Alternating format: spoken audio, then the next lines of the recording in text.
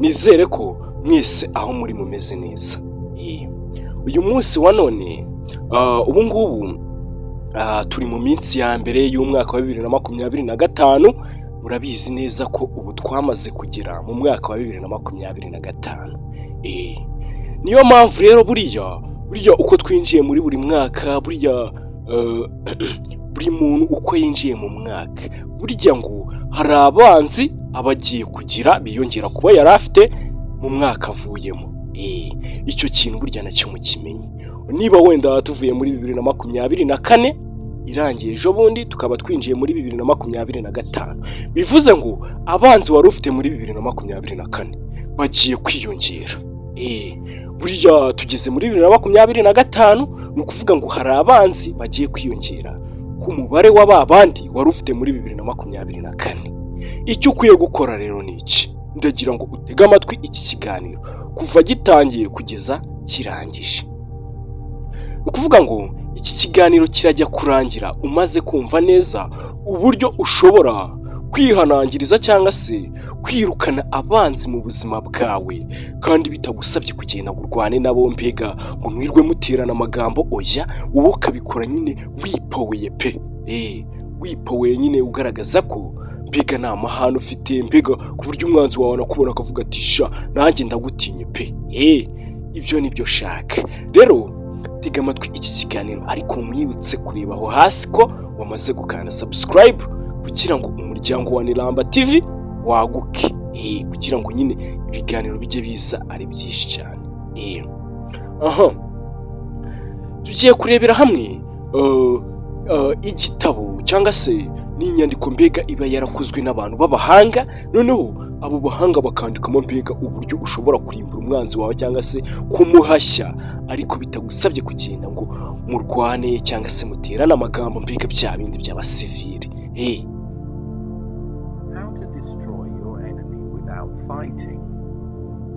How to destroy your enemy without fighting. Ngira ngo muri kubyumva neza. N'ukuntu mbega wakangiza cyangwa se wahashya umwanzi wawe ariko utarinze kurwana nawe. Number 1. Stay calm. Ikintu cya mbere rero ugomba gukora, niba uzi ko ushaka guhashya umwanzi wawe kandi wipoweye mbega utarinze kugenda murwane nawe, mbega nawe akabibona ko umurenzeho pe, akabona ko atagikeneye no kwirwa akwiruka inyuma. Ikintu cya mbere rero ni ugutuza. Wowe uzajye uguma wipoweye, utuze.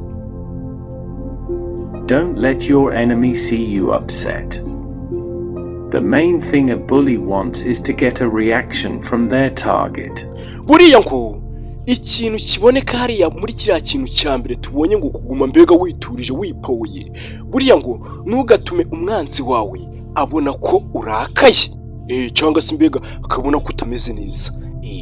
Ikintu cy'ingenzi cyonyine umwanzi wawe aba ashaka ni ukugira ngo buri kimwe cyose agukoreye umugaragarize amarangamutima yawe. Rero iyo ugumeje wipoweye mbega witurije, mbega ni nkaho mbega nawe abona ati ibyo nakoze byose nabikoreye ubusa n'ubundi ntacyo bivuze, ageraho agacika intege. Don't give them the satisfaction.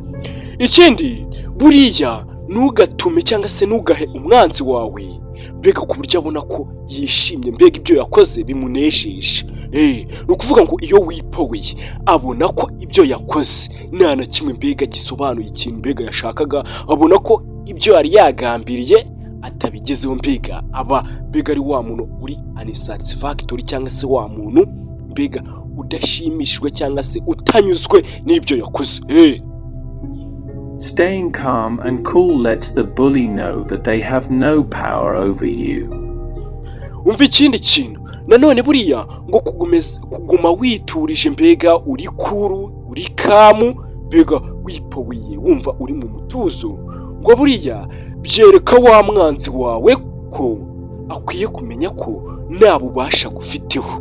Icyo nacyo mukimenye nyine, kuba witurije wipoweye ibyo yakoze byose ubona ko yakubangamiye ariko ukituriza, ntugire mbega ntihagire ikintu mugaragariza, n'umwereke mbega ibintu wowe muri wowe wifitemo bigaragaza ko we bimumenyesha ko nta mbaraga cyangwa se nta bubasha mbega bwo kuba yaguhindura agufiteho.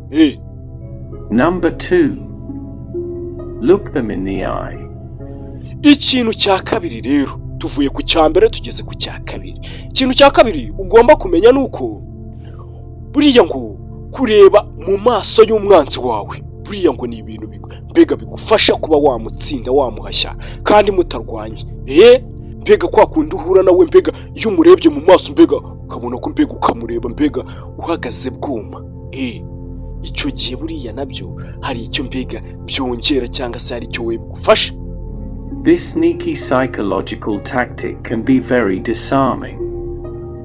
Next time your enemy tries to push you around, do your best to make and hold eye contact. Ikindi buriya ngo kuri iyi ngingo ya kabiri cyangwa se kuri iki kintu cya kabiri ushobora gukora, umwanzi wawe mbega ukamurwanya mudahuye cyangwa se mudahuye mbega ngo murwane. Buriya ngo mu kintu cya kuvuga ngo iyi tekanike cyangwa se aya mayeri buriya yagaragaye mu kintu cyitwa psychology cyangwa se muri biriya muzi nka psychology, mbega biriya bintu byiga ku myitwarire ndetse mbega n'imitekerereze ya muntu. Buriya ngo niyo tekanike nanone ushobora gukoresha ikaba yahagarika umwanzi wawe utiriwe wigora. Ukuntu uzabikora rero, buriya ngo umwanzi wawe nagerageza mbega kuba yaguhashya mbega ashaka kugushyira hasi, buriya ngo iyindi tekanike uzajya ukoresha mbega igihe muhuye ugashaka mbega ukabona asa nk'umuntu mbega ugufiteho imigambi mibi, buriya ngo uburyo bwiza wakoresha ni ukugerageza guhuza nawe amaso, mbega mukarebana ukamwereka ko mbega uri umuntu nawe w'umugabo wakirwanaho igihe byakomeye, mbega ukamureba mugahuza amaso. It makes you look more confident, which might be enough to throw them off their stride. Plus, they'll be... ndagira ngo aka kantu mukumve neza. Buriya aha hantu twari tuvuye bari barimo batwereka nyine kuntu ushobora kurebana n'umwanzi wawe mbega mukarebana, ariko uburyo murebanamo mbega bikagufasha wowe kuba uri wa muntu mbega ugaragaza ko mbega nta bwoba ufitiye umwanzi wawe. Ngo kandi ikindi buriya ngibi bintu bituma wowe wiyumva nk'umuntu mbega uri confident cyangwa se wa muntu mbega wifitiye icyizere. Bituma mbega umwanzi wawe akubona ko burya munafatanye mbega wamushyira no hasi cyangwa se mbega nta kintu yagira iki yakubwira. Bituma mbega wumva uri wa muntu ufite confidence. To make and hold eye contact. Ibyo bintu it makes you look more confident. Mbega usanga uri wa muntu ugaragara mu maso y'umwanzi wawe nk'umuntu mbega wiyizeye, mbega ku buryo ibyo ngibyo bigufasha mu buryo buhagije mbega kwereka wa mwanzi wawe ko mbega udafite ubwoba cyangwa se atagukanga. Mbega bibaye ngombwa ko mwanafatana ukaba wanamushyira hasi. Buriya ijisho naryo ni ikintu gikanga, ijisho rirahabya. Might be enough to throw them off their stride. Plus, they'll be forced to really see you and maybe think twice about being so. Ikindi kandi kuri iyi ngingo ya kabiri turiho, buriya ngo ikiyongeyeho nuko bariya abanzi bawe cyangwa se uriya mwanzi wawe azahita abona ko mbega azahita atangira kukubona, narangiza atangira gutekereza kabiri, ku buryo mbega yitwara, atangira kubona ko nyine n'ibintu ari gukora mbega bidakwiye, ibintu ari kugukorera mbega bidakwiye, abone ko mbega ari gukora ibintu bitari iby'abantu bagakwiye kuba bakora. Nyine n'umureba gutyo mbega we hari imbaraga ziyumvamo, yumva mbega atangiye kwatakwa n'izindi mbaraga, ahita atekereza kabiri, afata icyemezo cyo kuvuga ko ibintu ari gukora bidakwiye. Muzajye mureba abanzi banyu mbega mubarebe ku buryo nabo babikanga. One kind. Looking them in the eyes and laughing or smiling can be especially effective. If they are trying to get you upset, that's not the reaction they'll be expecting. Akandi kantu k'ubwenge rero kuri iki kintu cya kabiri mutari muzi, buriya ngo nanone igihe uri kureba mu maso nyine ya wa mwanzi wawe mbega icya cyago cyawe, mbega wa muntu gufata nabi, mbega wa muntu wanakugambanira, ikintu buriya ukwiye kujya ukora ngo rimwe na rimwe uzajye unyuzamo useke cyangwa se umwenyure. Ujye unyuzamo mbega useke cyangwa se umwenyure, ngo biriya nabyo ngo cyane cyane biriya bintu bishobora gutuma mbega umwanzi wawe abona ko ibyo yari yiteze bitandukanye. Mbega niba yari yiteze kukubabaza cyangwa se mbega agiye kukubabaza ugatangira kumumwenyurira mbega, cyangwa se igihe amaze mbega kuba yibwira ko akubabaje mbega ko akunda umwanzi wawe mbega akubwira utuntu nawe tukakurya, buriya ngiyo uhise useka cyangwa se ukamwenyura, buriya bihita bimwereka ko ibyo yari yiteguye cyangwa se ibyo yari agutezeho, niba yari agutezeho kurira cyangwa se kubyimbya agahanga, ahita abona ko we burya utari wa wundi, agahita atangira mbega gucika intege. Number 3. Team up with some trusted allies. Ikintu cya gatatu rero ukwiye gukora, buriya ngo uzajye ukorana na bamwe mu bantu wizeye cyangwa se ba bantu bizewe. Ujye ugerageza gukorera hamwe na ba bantu cyangwa se za nshuti zawe wizeye, baba mbega ba bantu baba bari hafi yawe, ujye ugerageza gukorana nabo, bari abantu mbega baba bizewe. Dealing with an enemy alone can be really difficult. Buriya gukorana n'umwanzi wenyine, gukorana mbega n'umwanzi mbega mugakorana, biriya bintu ngo biba bigoye cyane pe, biba bigoye. As Sun Tzu famously pointed out, you're much more likely to defeat an opponent if you outnumber them. Buriya ngo nuko uyu mugabo w'umuhanga mbega cyangwa se w'icyamamare witwa Sun Tzu, muzagenda mumenya ibye mbega nzagenda mbibagezaho, mwe mwandike muri komenti muti Sun Tzu ni muntu ki. Uyu mugabo ngo yigize kuvugaho ko mbega kuriya kuntu uko bikora cyane mbega ugerageza kurwanya umwanzi wawe, mbega ubikora uko ushobora kubikora cyane, biriya bintu mbega uko ugerageza kongera umubare w'abantu mbega muvugana mbega mukajya muganira mbega, birango nabyo bigufashe cyane guhashya umwanzi wawe. Icyo kintu mukimenye, mbega uko uvugana n'abantu benshi mbega mukajya mbega mugerageza gukorana n'abantu benshi kandi bizewe, hari icyo buriya ngo bigufasha mu guhashya umwanzi wawe. Uko bikora kenshi mbega. Talk to some other people you trust about what's going on, whether they are family members, friends, or people in your professional support network.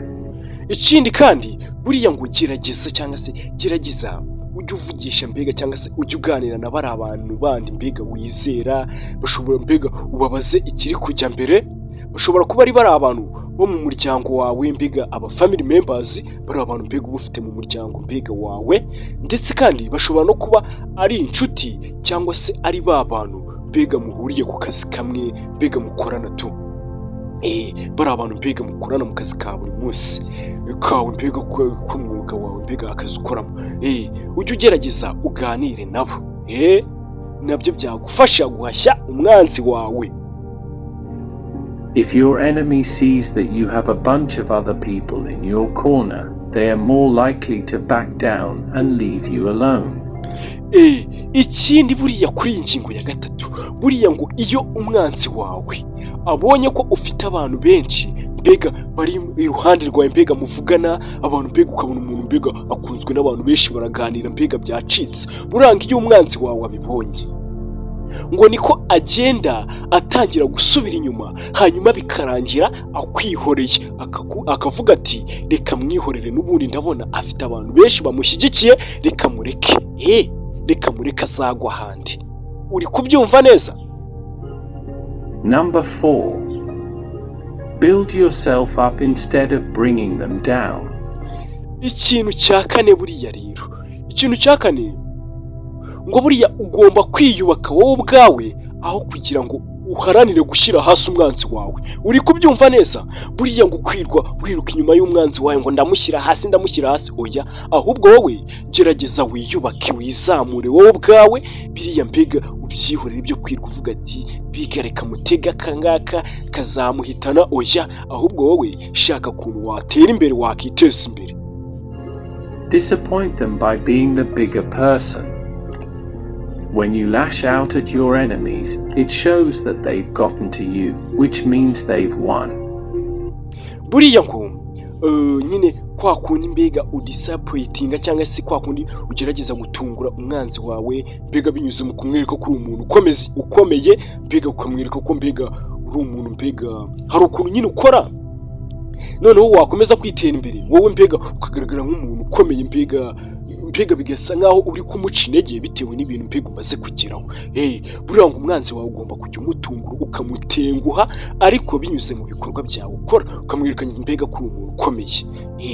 Buriya iyo ugerageje mbega guhangana n'umwanzi wawe mbega ukoresheje force cyangwa se ukoresheje imbaraga bigaragaza ko yamaze kugira gute kugufata ari wowe kuko ngo buri uko umwiruka inyuma bigaragara ko nyine ko muhanganye ariko buri iyo ubyeretse mbega ukareba ukavuga uti reka nikorera ibyanjye n'ipowere hanyuma we mbega azabona ko ngiye murenzeho asigaye amva inyuma. Biriya rero iyo ukomeje kumwiruka inyuma ushaka kumugaragariza imbaraga zawe mbega uhora muhanganye bigaragara n'amaso y'abantu bigaragaza ko ahubwo yamaze kugutsinda mbega akakuri imbere kuko buri kumwirukaho. On the other hand, a true enemy will hate to see you happy and successful, which means that living your best life is the best way to defeat them. Ikindi rero hano buriya ngo ku rundi ruhande umwanzi wa nyawe cyangwa se wa mwanzi mbiga wanga kuko ukabona ko yanze umwanzi wa nyawe mbiga buriya ngo ikintu mbega cyonyine kimunezeza cyangwa se ikintu waba ashaka ikintu cyangwa se ikintu akunda kukwangira cyangwa se kwanga buriya ngo umwanzi wa nyawe azanga kukubona mbega iyo akubonye wishimye cyangwa se wageze ku bintu icyo kintu burya nicyo yanga aracyanga pe.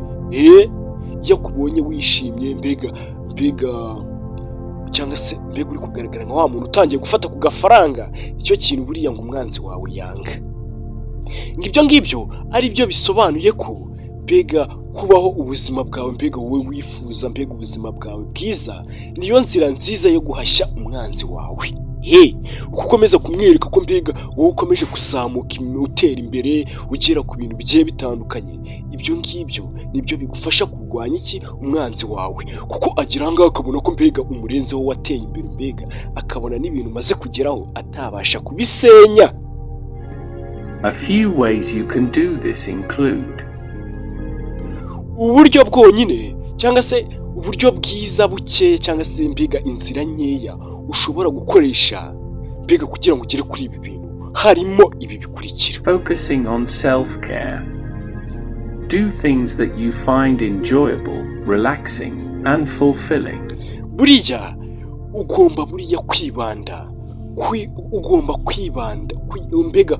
kwiyitaho nicyo kintu ugomba kwibandaho. Ikintu ugomba kwibandaho ni ukwiyitaho wowe ubwawe ugakora bya bintu ubona ko binejeje kandi ubona ko biguhaye umutuzo kandi ubona ko mbega bifite iterambere.